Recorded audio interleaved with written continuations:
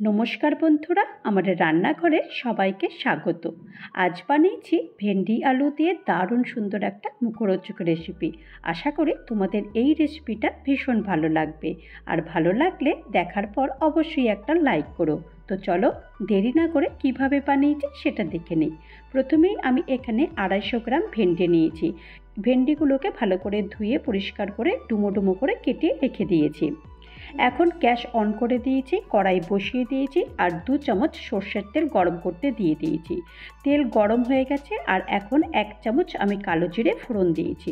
কালো জিরেটা একটু নেড়ে চেড়ে দিয়েছি। এখন একটা পেঁয়াজ এরকম স্লাইস করে কেটে নিয়েছি আর 2টো কাঁচা লঙ্কা চিড়ে দিয়েছি। পেঁয়াজটা একটু হালকা ভেজে নিচ্ছি।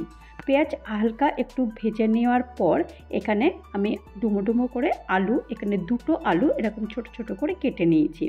আলুগুলোকেও এখন দিয়ে দিয়েছি। আলুটা একটু হালকা ভেজে নেব। যতক্ষণ পর্যন্ত না আলুটা একটু লাল লাল মতো হয় ততক্ষণ পর্যন্ত আলু ভাজবো। তো এরই ফাঁকে আমি 1/2 চামচ হলুদ গুঁড়ো দিয়ে দিয়েছি আর পরিমাণ মতো নুন দিয়ে দিয়েছি।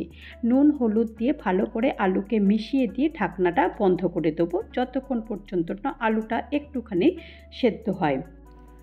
আলুটা হালকা হালকা ভাজা হয়ে গেছে। এই রকম অবস্থায় আমি ভেন্ডিগুলো সব দিয়ে দিয়েছি। ভেন্ডিটা দিয়ে আরেকবার ভালো করে আলুর সঙ্গে মিশিয়ে দিচ্ছি। আলু ভেন্ডি ভালো করে এরকম মিশিয়ে দিয়েছি। মিশিয়ে দেওয়ার পর এটাকে ঢাকনা বন্ধ করে দেবো এই 5 থেকে 10 মিনিটের জন্য। তো আমি 10 মিনিট পর ঢাকনা খুলে দিয়েছি আর দেখো হালকা হালকা কিন্তু এটা মোটামুটি ভাজা শুরু হয়ে গেছে। এখন ঢাকনা আর দেবো না, ঢাকনা ছাড়াই এটাকে 2 থেকে 3 মিনিট এটাকে ভেজে নেব। তো দেখো অলরেডি কিন্তু কালারটা চেঞ্জ হয়ে গেছে। এই রকম অবস্থায় আমি 1 চামচ পোস্ত নিয়েছি। এই পোস্তটা চারিদিকে এটা ছড়িয়ে দেব।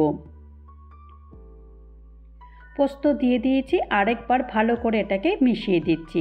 আর তারই ফাঁকে একবার দেখে নেব যে আলুটা সেদ্ধ হয়ে গেছে কিনা। আলু অলরেডি সেদ্ধ হয়ে গেছে, তবু একবার দেখে নিয়েছি।